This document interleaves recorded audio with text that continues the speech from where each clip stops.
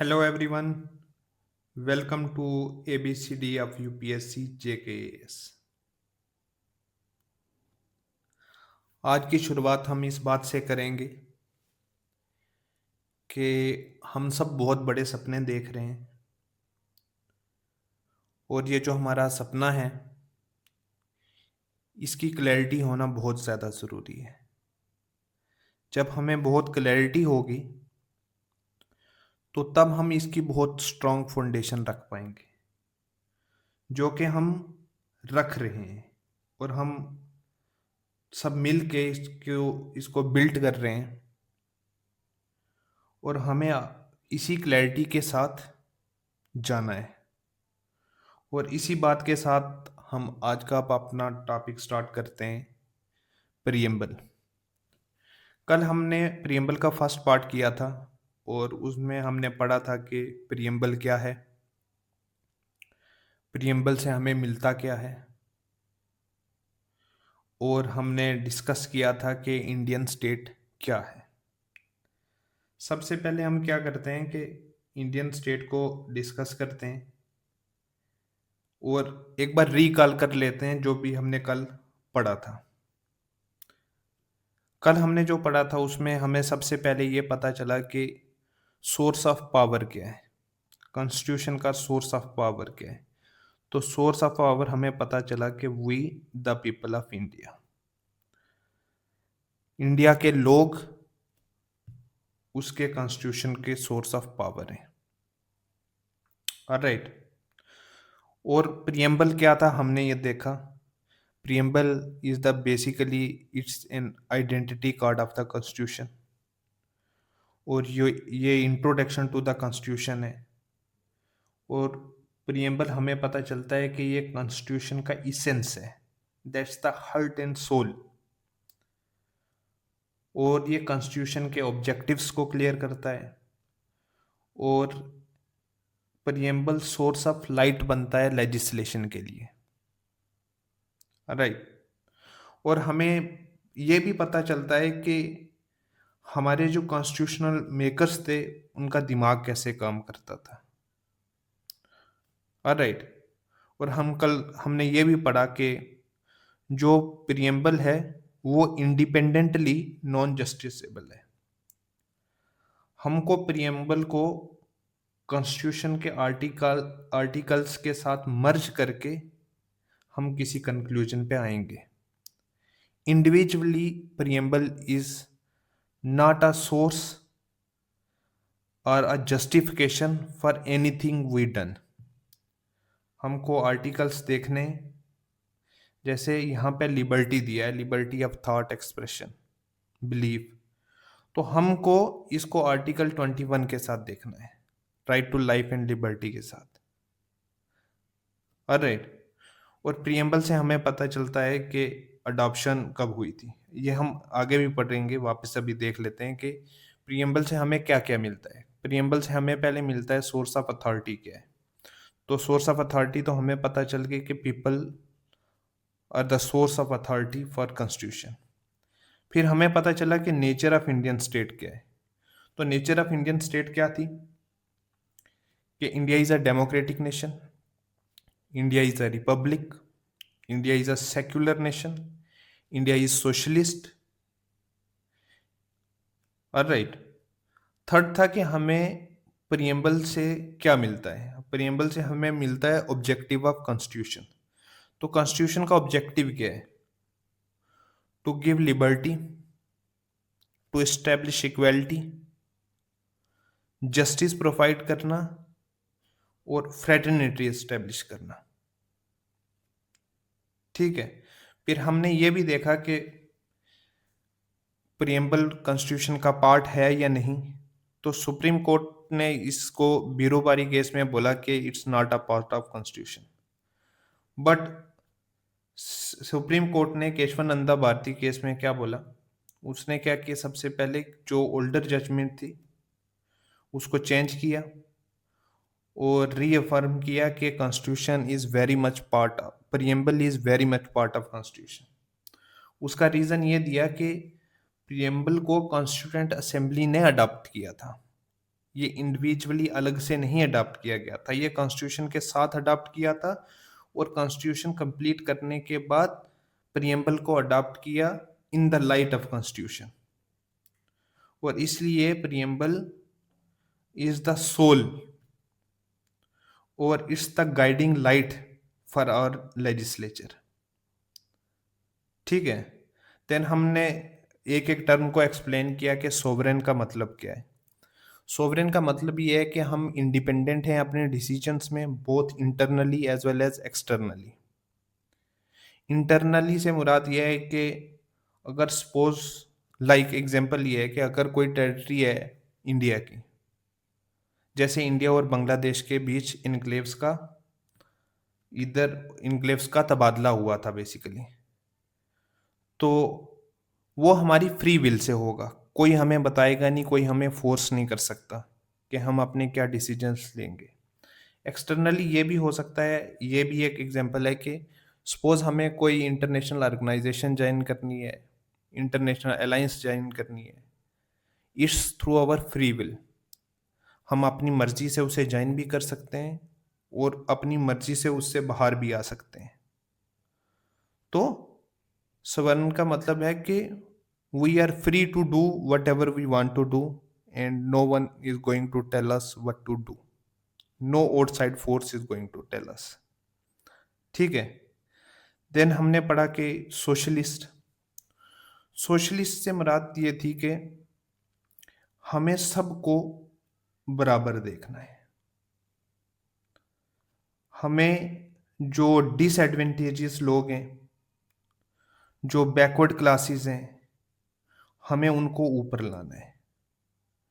और हमें जो अपनी सोशल सिस्टम में, सोसाइटी में चेंज लाना है, वो डेमोक्रेटिक मीन्स के थ्रू लाना है, not like communist socialism. Communist socialism में क्या होता है कि वो रेवोल्यूशन लाते हैं, दैट इज वायलेंट। सपोज हमें कैपिटलिस्ट क्लास की कोई चीज़ पसंद नहीं आती, तो हम through legislature, through democratic means, through parliament हम अपनी बात रखेंगे, लॉ पास करेंगे, और हम जो डिसएडवेंटेजियस पोजीशन है उनकी कैपेबिलिटी डेवलपमेंट करेंगे, उनको अपॉर्चुनिटी देंगे कि वो भी ऊपर आ सकें, ताकि वो भी अपॉर्चुनिटीज़ का पूरा फ़ायदा ले सकें। तो इसलिए जो सोशलिज्म था उसका गोल क्या था? उसका गोल था कि गरीबी को ख़त्म करना है, इग्नोरेंस को रिमूव करना है और इनइक्वालिटी को चेंज करना है इक्वालिटी में। जिससे क्या होगा कि हम अपने सिटीजन्स को, अपने लोगों को एक अच्छी ज़िंदगी दे पाएंगे। And it's the responsibility of state to take care of its citizen from cradle to grave. और ये बात हमें डीपीएसपी से क्लियर होती है, जैसे आर्टिकल 39 है, तो article 39 basically A to F है, और उसमें आपको ये सारी बातें क्लियर हो जाती हैं कि हमें वुमेन्स और मेंस को पहले तो इक्वल पे देनी है, दोनों के काम की बराबर इज्जत करनी है, equal pay for equal work करना है। हमें बेसिकली जो बच्चे हैं उनको एजुकेशन देनी है, जैसे राइट टू एजुकेशन हमने लाया है, 6 से 14 साल के जो भी बच्चे होंगे उनको स्टेट एजुकेशन देगी। उसके बाद जो उस एज से जो बड़े लोग हैं उनको जॉब की अपॉर्चुनिटीज़ दी जाएगी, या उनकी कैपेबिलिटी इम्प्रूव की जाएगी कि वो खुद इंडिपेंडेंटली कुछ काम कर सकें। और जो ओल्ड एज जनरेशन है उसका भी स्टेट ख्याल रखेगी। और जब बच्चा पैदा होता है तो तब भी उस माँ का ख्याल रखा जाएगा, उसको मैटरनिटी लीव दी जाएगी। और हमारे कॉन्स्टिट्यूशन में है कि 2 बच्चे, जो भी फर्स्ट 2 बच्चे होंगे तब माँ को मैटरनिटी लीव दिया जाएगा। और हमने इसको बड़ा डिटेल में डिस्कस किया था कि कैपिटलिज्म और सोशलिज्म में क्या फ़र्क है, और कैपिटलिज्म कैसे आया, और हमारा जो वेलफेयरिज्म है, जो हमारा सोशलिज्म है, that is basically Nehruvian socialism और फैबियन सोशलिज्म, और it is known as welfarism. तो उसमें क्या है कि सोशलिज्म के भी कुछ करैक्टर हैं और कैपिटलिज्म के भी करैक्टर हैं। ठीक है ना? और ये हमने पढ़ा था। उसके बाद था सेक्युलर। सेक्युलर का मतलब ये था कि state and religion are independent. Right. और उसका दूसरा ये मतलब था सेक्युलरिज्म का कि टू प्रमोट, क्या प्रमोट करेंगे हम? Rational thinking, scientific thinking, modern thinking, progressive thinking. और इसके साथ क्या होगा कि जो हमारी स्टेट पे जब ये अप्लाई होगा तो स्टेट क्या करेगी कि उस वो किसी भी रिलीजन को नेशनल रिलीजन घोषित नहीं करेगी। स्टेट के सामने सब रिलीजन सेम है और जो भी सिटीजन्स हैं, सब सिटीजन्स के पास इक्वल राइट हैं और they have equal opportunity to enjoy their rights irrespective of their religion. ठीक है। और तीसरी बात ये थी कि जो पब्लिक ऑफिसेस हैं they can't be denied on the basis of religion, कि एक पर्टिकुलर रिलीजन का बंदा ही पीएम नहीं बनेगा। जिसमें भी कैपेबिलिटी होगी, जो भी देश को रिप्रेजेंट करेगा और देश जिसको चुनेगा वही उस ऑफिस में बैठेगा। ठीक है। और जो इंडियन सेक्युलरिज्म है ये वेस्ट और फ्रेंच सेक्युलरिज्म से डिफरेंट है। जो इंडियन सेक्युलरिज्म है वो पॉजिटिव सेक्युलरिज्म है। वो स्टेट और रिलीजन पैरेलल लाइंस नहीं है जो कभी मीट नहीं करेंगी, बल्कि स्टेट, इंडियन स्टेट जो हर रिलीजन को इक्वली ट्रीट करता है। ठीक है। उसके बाद हमने डेमोक्रेसी पढ़ी थी, democratic, India is a democratic nation. तो डेमोक्रेटिक का मतलब ये है कि जो हमारी गवर्नमेंट है वो लोग चुनेंगे, लोगों से चुन के आएगी, लोगों के लिए काम करेगी और लोगों को अकाउंटेबल होगी फॉर देयर एक्शंस। और free press is the central essence of democracy. और यहाँ पे ये इलेक्शन इनफ नहीं है, इलेक्शन असेंशियल है बट इनफ नहीं है, क्योंकि हम हर इंसान को बराबर देखते हैं और every humans dignity is sacred and he or she is important to us. इसलिए हम उनकी उनकी देखभाल करेंगे, उनका ख्याल रखेंगे फ्रॉम क्रेडल टू ग्रेव। ठीक है। फिर हमने देखा था कि डायरेक्ट डेमोक्रेसी क्या होता है, इनडायरेक्ट डेमोक्रेसी क्या होता है। डायरेक्ट डेमोक्रेसी में हम क्या करते हैं कि लोग डायरेक्टली पार्टिसिपेट करते हैं, वो डायरेक्टली इनिशिएटिव लेते हैं और किसी भी पॉलिटिकल इशू पे डायरेक्ट वोट करके अपना ओपिनियन देते हैं। इनडायरेक्ट डेमोक्रेसी में क्या होता है कि लोग रिप्रेजेंटेटिव को चुनते हैं और रिप्रेजेंटेटिव हमें रिप्रेजेंट करता है। जैसे एक कंस्टिट्यूंसी से एक रिप्रेजेंटेटिव इलेक्ट हुआ, वो पार्लियामेंट में जाएगा और पार्लियामेंट में हमें रिप्रेजेंट करेगा। और इनडायरेक्ट डेमोक्रेसी दो टाइप की होती है, पार्लियामेंटेरियन और and second is presidential. Parliamentary में क्या होता है कि लेजिस्लेचर से ही एग्जीक्यूटिव आता है। लेजिस्लेचर और एग्जीक्यूटिव में कोई वाटर टाइट सेपरेशन नहीं होती है। पहले लेजिस्लेचर को चुना जाता है, रिप्रेजेंटेटिव जाते हैं पार्लियामेंट में और देन पार्लियामेंट से ही किसी रिप्रेजेंटेटिव को, लाइक मेजॉरिटी पार्टी जो भी होगी वो सरकार बनाएगी और जो सरकार होती है दैट इज एग्जीक्यूटिव। लेकिन प्रेसिडेंशियल में क्या होता है कि तीनों अलग होते हैं, लेजिस्लेचर अलग होता है, एग्जीक्यूटिव अलग होता है, जुडिशरी अलग होती है।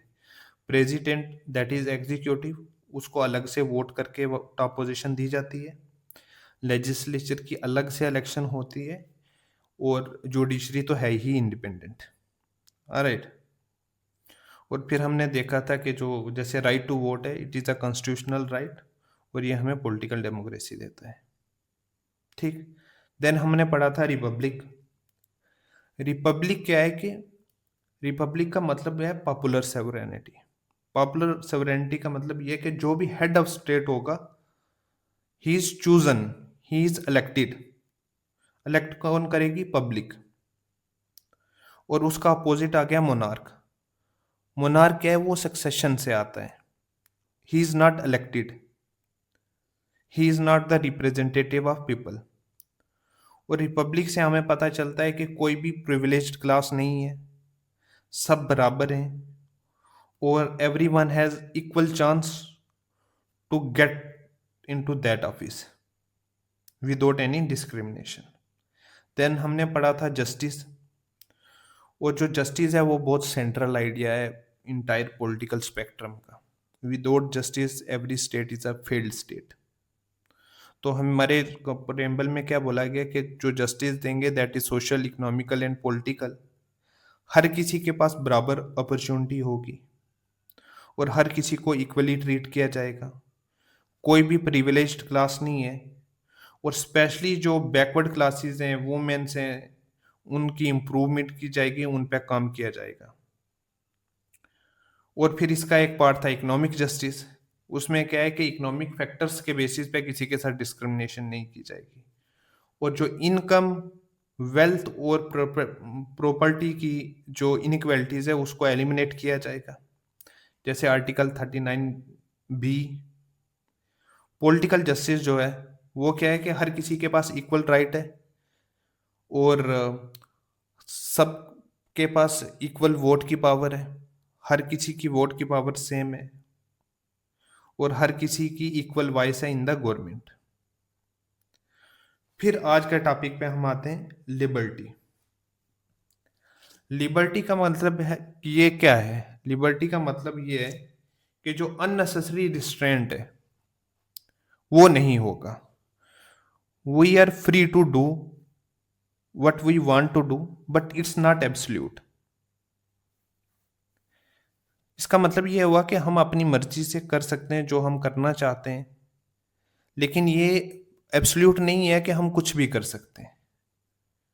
हमारी लिबर्टी उतनी है जितनी एक दूसरे बंदे की लिबर्टी है, जितनी हमें आज़ादी है उतनी उसे भी आज़ादी है। तो हम कोई ऐसी बात नहीं करेंगे जहां पे वो हर्ट हो जाए। और इसका मतलब ये है कि लिबर्टी हमें कोई लाइसेंस नहीं देती है to do what one likes to do. Therefore we can enjoy liberty but it has to be within the limitations. और लिमिटेशंस क्या है वो कॉन्स्टिट्यूशन में मेंशन्ड है। ऑलराइट। और लिबर्टी भी खाली एक टाइप की नहीं है, दो टाइप की लिबर्टी है बेसिकली, नेगेटिव लिबर्टी और पॉजिटिव लिबर्टी। नेगेटिव लिबर्टी का मतलब ये है कि by the virtue of us as a human हमारे पास कुछ राइट्स हैं जो कि स्टेट वायलेट नहीं कर सकती है कभी भी। इसका मतलब ये है कि ये स्टेट पे लिमिटेशंस हैं, जैसे fundamental rights, that is the limitation on parliament, legislature और ऑन एग्जीक्यूटिव। ठीक है। सेकंड है पॉजिटिव लिबर्टी। पॉजिटिव लिबर्टी का मतलब ये है कि expansion of choices. Expansion of choices का मतलब ये हो गया कि जैसे जो डिसएडवेंटेजियस पोजीशन पे है, ठीक है, जो गरीब लोग हैं, तो स्टेट इनिशिएटिव लेगी कि उनको वो सब चीजें दी जाएं कि उनके पास अपॉर्चुनिटीज बढ़ जाएं, ताकि वो भी पार्ट ले पाए किसी चीज में। तो स्टेट क्या करती है कि चॉइस, एक्सपेंशन ऑफ चॉइसेस करती है, लाइक राइट टू एजुकेशन। तो अल्टीमेटली वो क्या करते हैं कि चॉइस की एक्सपेंशन करता है, जैसे कैपेबिलिटी इंप्रूवमेंट या कैपेबिलिटी अप्रोच हम अमृता सिंह की पढ़ते हैं। तो वो बोलता है कि स्टेट का बस ये काम नहीं है कि अपॉर्चुनिटी देना जॉब का, उसका ये भी काम है कि अपने सिटीजन्स के स्किल इंप्रूवमेंट करनी, कि वो उस पोजीशन तक पहुंचे, तक देन जब वो कुछ काम करें तो वो प्रोडक्टिव हो और अल्टीमेटली स्टेट ग्रो करे। तो this is liberty. Alright. Then हम इक्वेलिटी पे जाते हैं कि what do you mean by equality. Equality का मतलब ये है कि जो भी सिमिलर पोजीशन पे like should be treated alike and unlike should not be treated as like, कि सब बराबर हैं और जो भी सिमिलर सिचुएशन पे सिचुएटेड हैं हम उन सबको सेम ट्रीटमेंट करेंगे। और हमारी स्टेट का गोल ये है कि जो इनइक्वालिटी इन इनकम है उसको हम मिनिमाइज करेंगे और इनइक्वालिटी इन स्टेटस जो है उसको एलिमिनेट करेंगे। जैसे टाइटल्स, तो फंडामेंटल राइट्स में क्लियरली मेंशन है कि हम टाइटल्स यूज नहीं कर सकते। कोई प्रिंस नहीं है यहाँ पे, no one is prince here. सब बराबर हैं और सब आम लोग हैं। ठीक है, तो इक्वलिटी में और चीजें भी ऐड होती हैं। जैसे लॉ जो है वो सबको इक्वली ट्रीट करेगा, that is equality before law. और उसका मतलब क्या है, मैं इधर लिख भी देता हूं, इधर इक्वलिटी बिफोर लॉ। उसका मतलब यह है कि absence of special privileges, absence of special privilege.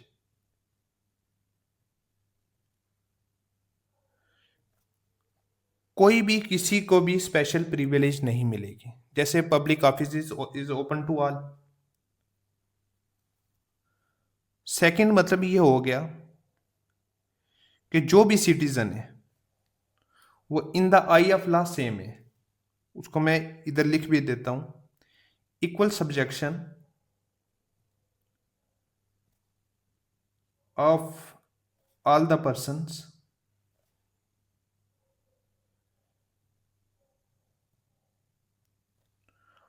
To the ordinary law of land.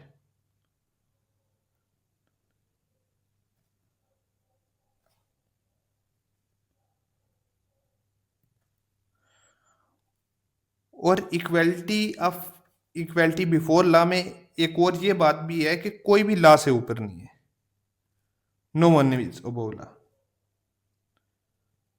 No person is above law. And ये जो कंसेप्ट है ना, ये बेसिकली नेगेटिव कंसेप्ट है। ठीक है, और जो सपोज अगर हम पॉजिटिव कंसेप्ट ऑफ इक्वलिटी देखें तो वो ये भी हम ये बोल सकते हैं कि equal treatment in equal circumstances, equal treatment in equal circumstances.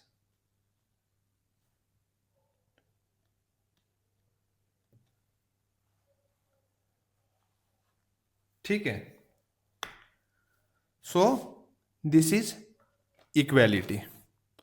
और इसमें अगर हमें आर्टिकल ऐड करने हो तो लाइक इक्वलिटी बिफोर लॉ हो गया। ठीक है, और जैसे आर्टिकल 15 हो गया, prohibition of discrimination on the basis of religion, race, caste, sex, place of birth हो गया। और जैसे आर्टिकल 16 हो गया, इक्वलिटी ऑफ अपॉर्चुनिटी। ठीक, आर्टिकल 17 हो गया, अबॉलिशन ऑफ अनटचेबिलिटी। 18 हो गया, अबॉलिशन ऑफ टाइटल। तो ये जो सारे हैं ये बेसिकली सिविक इक्वलिटी में आ जाते हैं। और जैसे अगर हम पॉलिटिकल इक्वलिटी की बात करें तो उसमें जैसे आर्टिकल 324 आ गया, 326 आ गया कि हर किसी को वोट देने का राइट है और no one should be discriminated on the basis of religion, race, caste, sex, जो भी हो गया।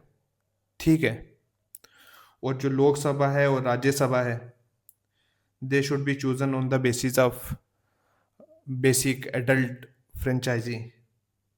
ठीक है ना, तो ये जो सब पोर्शन है, ये जो सब पार्ट आ गए, that is the part of equality.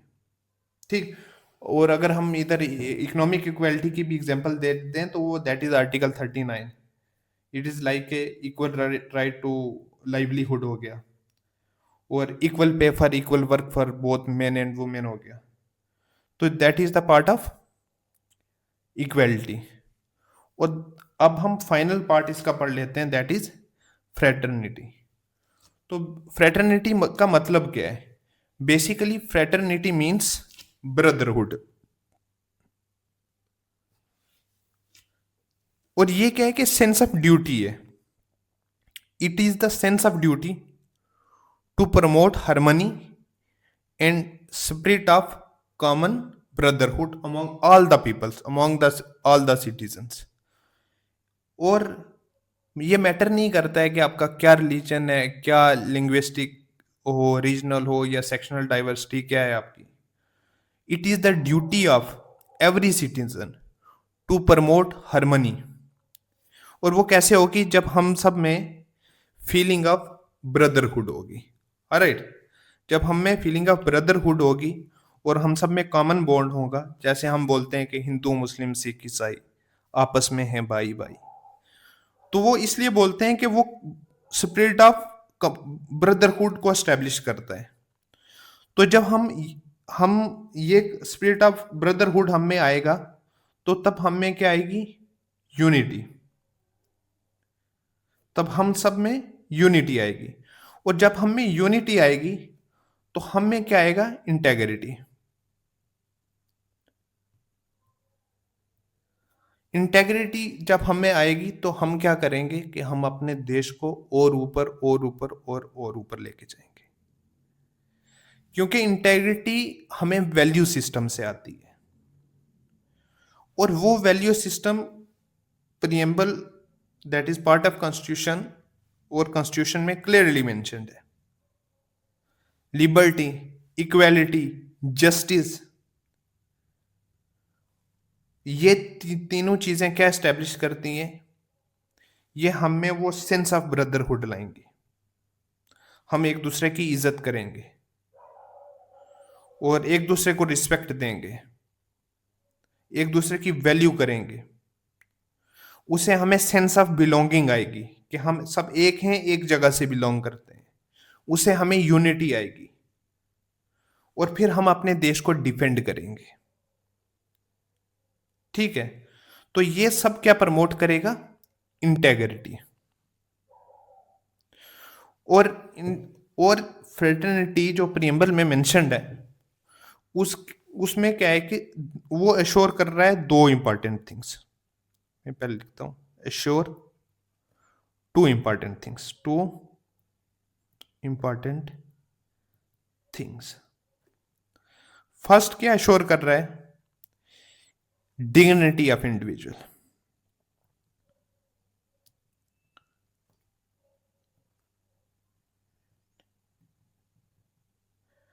Dignity of individual. वो क्या बोलते हैं कि हर इंसान हमारे लिए स्पेशल है, हर इंसान हमारे लिए सेक्रेड है, इंपॉर्टेंट है वो हमारे लिए. और हर कोई यूनिक है, हर कोई बहुत अच्छा है, हर किसी में अपनी क्वालिटीज है और हमको हर किसी को रिकॉग्नाइज करना है. इसलिए dignity of every individual is important and is sacred to us. ठीक है जी. देन सेकंड क्या है? Unity and integrity.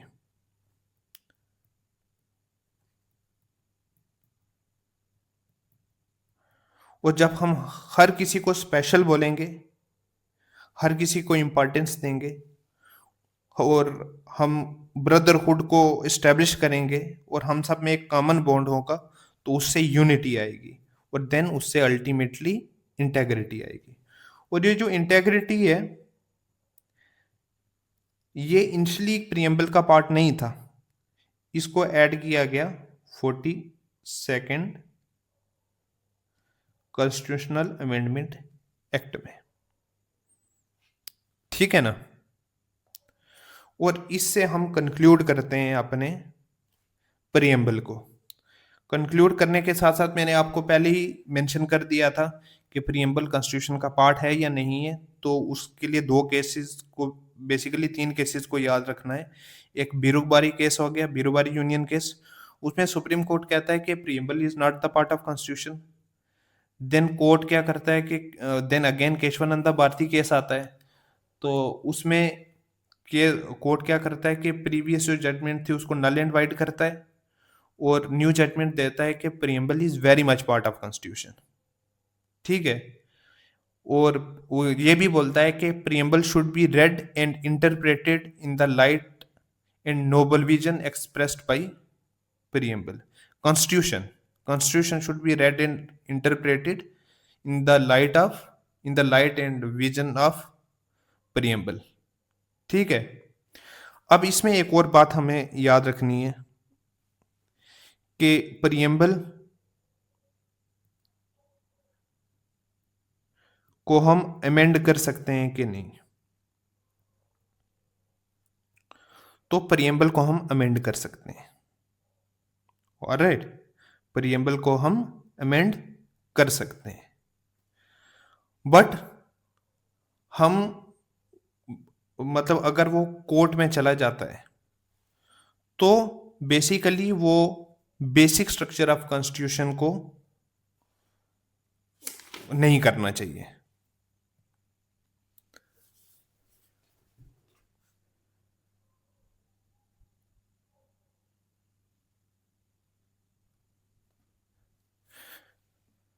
बेसिकली हम ये देखेंगे कि प्रियम्बल अमेंड हो सकता है या नहीं.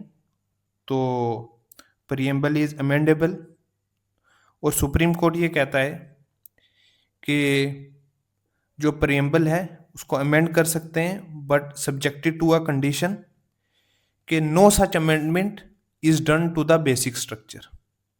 कि आप कॉन्स्टिट्यूशन के बेसिक स्ट्रक्चर को वायलेट नहीं कर सकते, बट आप according to the constitution, according to the vision in light of constitution, आप प्रियम्बल को अमेंड कर सकते हो. तो यहाँ पे हम आज कंक्लूड करते हैं आज के लेक्चर को. और आई थिंक कि आपको प्रियम्बल अच्छे से समझ आ गया होगा, अच्छे से पता चल गया होगा. और अगर मेरे बोलने में आपको समझ नहीं आया हो या अगर मैंने कुछ गलती किया हो तो आप कमेंट में अपना क्वेरी डाल दो. Of course we are human, we are born to do the mistakes. और मैं न्यू भी हूँ यहाँ पे, तो I hope you will understand और मैं उसको करेक्ट करूँगा. और अगर कुछ नहीं समझ आया है तो आप बोलो, मैं अगले लेक्चर में उसको इंक्लूड कर दूंगा. Alright, so thank you very much. Take care of yourself और बहुत मेहनत करिए. और मैंने तो करा दिया है. जब तक आप खुद इसको क्लियर नहीं करोगे, जब तक आप खुद नहीं पढ़ोगे, रिवाइज नहीं करोगे, अभी तो याद रहेगा लेकिन 2 दिन के बाद आप भूल जाओगे. तो आपको वो करना नहीं है. आप जाओ लक्ष्मीकांत से करो या आपका जो भी सोर्स रहेगा उससे एक बार रिवाइज करो. मैं पीपीटी भी भेज दूंगा और उसके अलावा नोट्स भी भेज दूंगा. आप उसका पीडीएफ निकाल सकते हो, फोटोस्टेट निकाल सकते हो उसका, या आप अपने सेल्फ नोट्स बना सकते हो पीडीएफ देख के ही, जो कि अल्टीमेटली आपको हेल्प करेगा जब आप प्री भी दोगे और स्पेशली मेंस. क्योंकि एग्ज़ाम के पास इतनी बल्कि बुक्स आप पढ़ नहीं सकते हो, तो अगर आपके पास अपने नोट्स होंगे तो वो आपको बहुत हेल्प करेंगे. ठीक है. और मैं अपना टेलीग्राम चैनल नीचे डिस्क्रिप्शन में ऐड कर दूंगा. आप टेलीग्राम चैनल पे जाओ, आपको वहाँ से लेक्चर मिल जाएंगे और वहाँ पे आपको नोट्स भी मिल जाएंगी. और कोई भी अनाउंसमेंट होगी मैं वहाँ पे ऐड कर दिया करूँगा. और अगर आपकी कोई भी क्वेरी होगी या आप मेरे से पर्सनली बात करना कुछ चाहते हैं तो you are free to do there. और आप मेरे को मेल भी कर सकते हैं. मेरा ईमेल एड्रेस है tahirmanhas4@gmail.com. ठीक है, आप यहाँ पे मेरे को मेल भी कर सकते हो. सो थैंक यू वेरी मच. आप अपना ख्याल रखो. हम अगले लेक्चर में मिलते हैं. Till then take